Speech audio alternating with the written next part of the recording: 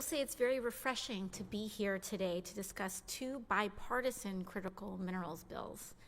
Both H.R. 7662, the Critical Mineral Security Act, sponsored by Representative Houlihan, and H.R. 7807, the Intergovernmental Critical Minerals Task Force Act, sponsored by Representative Obernolte, take common sense approaches to secure our critical minerals supply chains.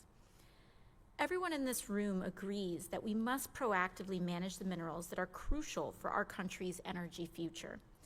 We all rely on secure sources of minerals that affect so much of our everyday lives, from our cell phones to solar panels.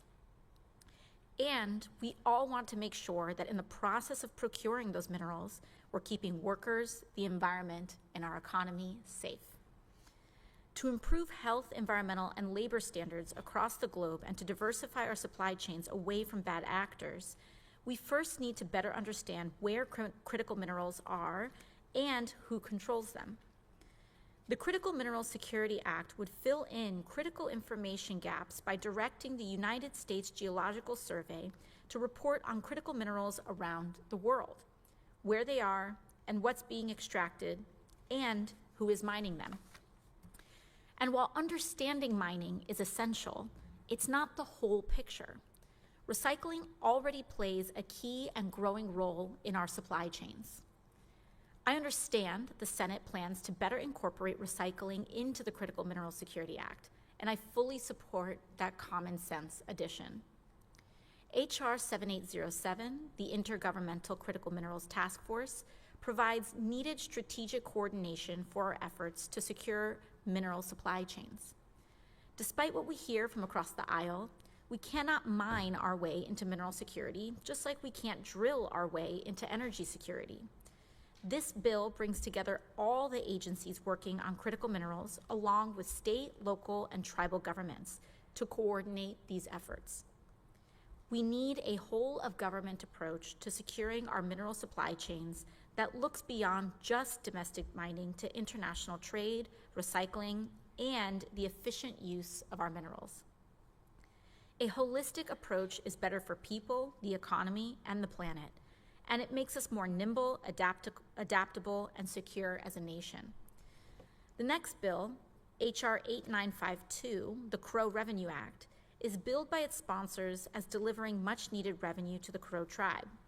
While I strongly support the Crow tribe's right to economic self-determination, this bill is a bad deal. Right now, private landowners, the Hope family, own mineral rights to land within the boundaries of the Crow Reservation in Montana.